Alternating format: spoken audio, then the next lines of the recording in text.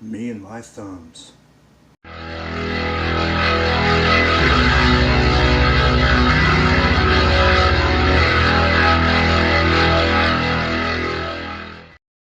How's it going, YouTube? My name is Immortal Coil.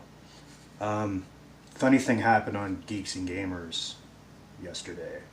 I left a comment that blew up the comment section.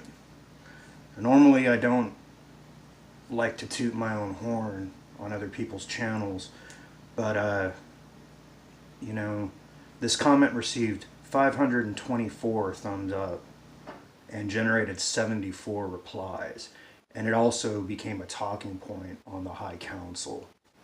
You know, now normally I'm content just to sit back and listen and leave the random comment or shoot the occasional super chat, but I just couldn't leave this one alone. Um, I'll let the High Council explain it.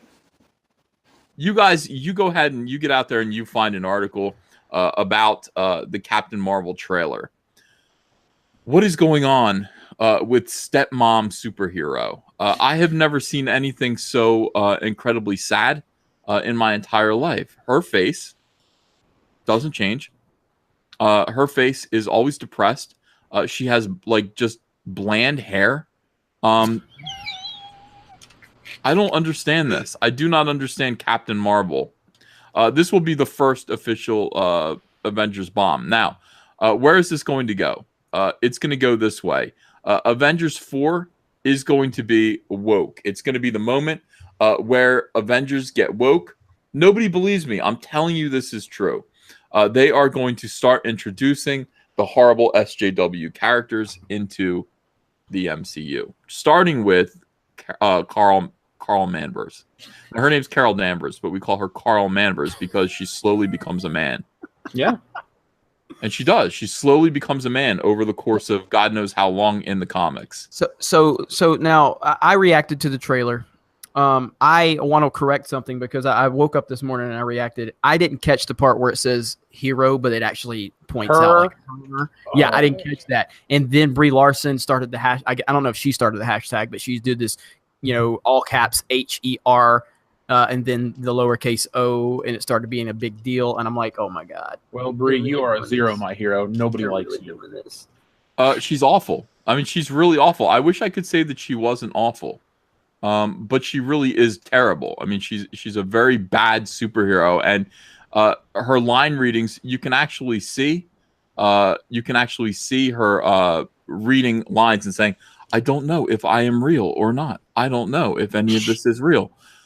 I've never seen anything like this before. I really haven't. So this movie is going to bomb. This is the beginning of the end for the MCU. Kathleen Kennedy is going to end up looking good in comparison. This is going to totally and completely redeem Kathleen Kennedy. So Captain Marvel is going to be the one who one punches Thanos. Yep, I've been saying it for months on the channel, man. Absolutely. You thought you took down Iron Man and Thor and Captain America and Spider-Man and Doctor Strange, but you didn't count on a whammon. And now I'm going to teach you the meaning of respect. Respect whammon. Boom. One punch. The end of Thanos. Thanos will go, oh. I didn't just quit before. He might just run away. He must say, like, sorry, lady. Oh, I wasn't counting on third wave feminism. Ah. So, who's Captain Marvel anyway? Well, Captain Marvel was created in 1967 by Stan Lee and Gene Colan. I don't know how to say that name, and I don't want to refer to him as a vowel. Captain Marvel was named Marvel. He was an alien who was sent by his people to check up on Earth's progress in their space program. He thought his bosses were a bunch of dicks, so he defected and he became a ass-kicking superhero. Fighting bad guys, defending the Earth, all that kind of stuff. He even took on Thanos in one of the iterations. So he was a badass. He was a male alien, a malian. Makes it sound like he came in your mailbox, and you might need a rag for that. So in 2012, Kelly Sue DeConnick revamped the character known as Carol Danvers, who was Ms. Marvel. Okay, she had her own thing. She decided that Carol Danvers just needed to change her costume, and then she could be Captain Marvel. Okay. Sure. So she got an illustrator, you're going to love this, Ethan, named Dexter Soy. And they started putting out books. Okay. Well, now they're making a movie. And I'm not sure about it. You see, what's been going on is that comics and their film franchises have been changing male heroes into female heroes, and now we're seeing that on the big screen for the first time. And it seems harmless on the outside. You know, we've seen Iron Man become a woman. We've seen Thor become a woman, and we've seen the Wolverine become a woman. Is there anything wrong with that? Not on its surface, but when it's used as a device for social commentary and lack of sales or lack of interest, creates a hostile environment from the creators towards their public, their customers, then that becomes a problem. If we don't like something and we don't buy it, that doesn't make us a bigot. It doesn't make us a racist. It doesn't make us a misogynist. It means your story sucks and you need to write something better. So quit crying. Man the fuck up. Do your research. Talk to your target demographics. See what they want. That's why Comicsgate made $2 million. They talked to their audience and they're like, what do you guys think? Do you like this? Yeah, send one my way. Or, no, that's not good. Okay, cool. I haven't drawn anything yet, so I can just come up with a different idea. Then I'll see if you guys like it. Seems pretty simple, right?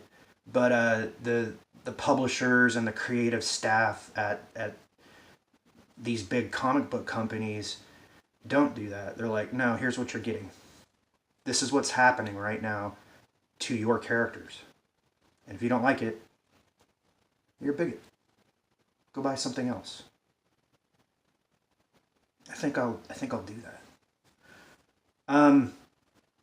Now, the simple solution to this is, why wouldn't you just make up your own characters? Okay, if there needs to be a blue-haired woman in a jumpsuit that's not form-fitting and doesn't have gigantic breasts and wide hips and a big ass, cool. Make that. But don't, like, turn She-Hulk into that. You know, don't take Wonder Woman and put her in a unitard that you can't see anything and say, like, yeah, that's your Wonder Woman now. Yeah, she doesn't have to use her body. And you don't have to look at her.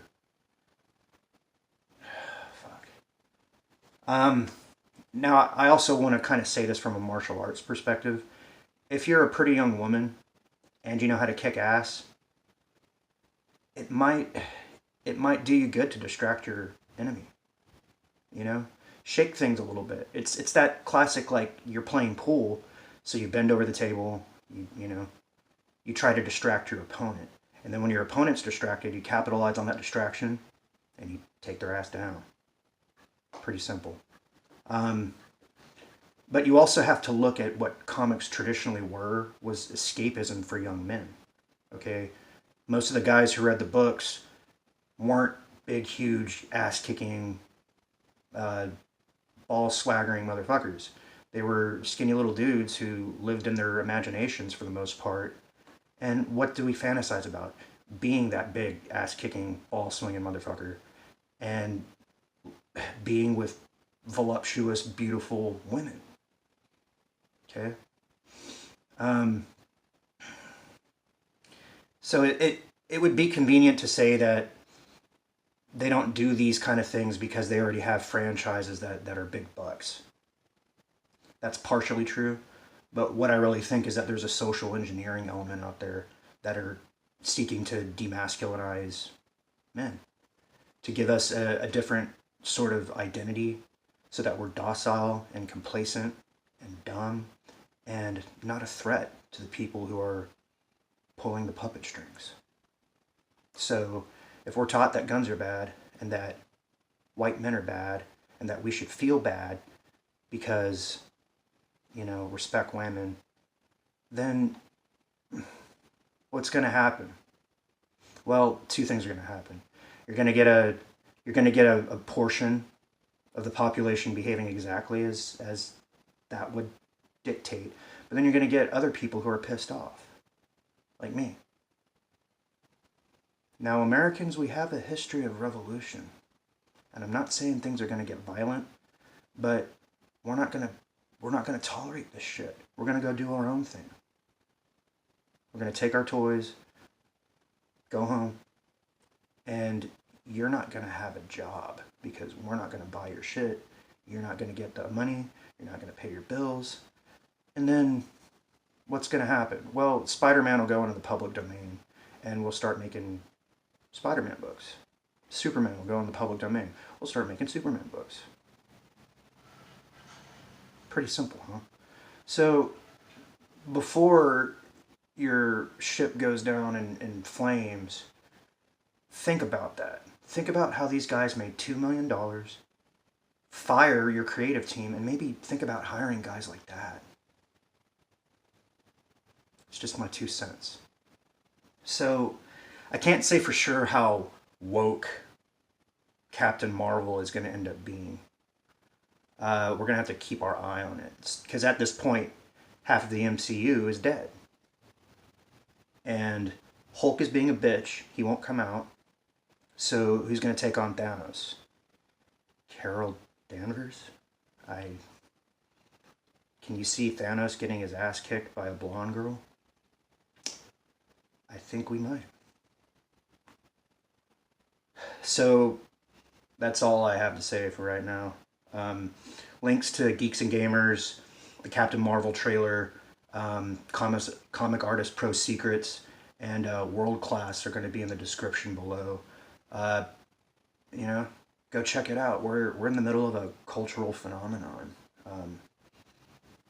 We'll have to see what happens. Gentlemen, appreciate your time and your consideration. And to the viewers, thank you.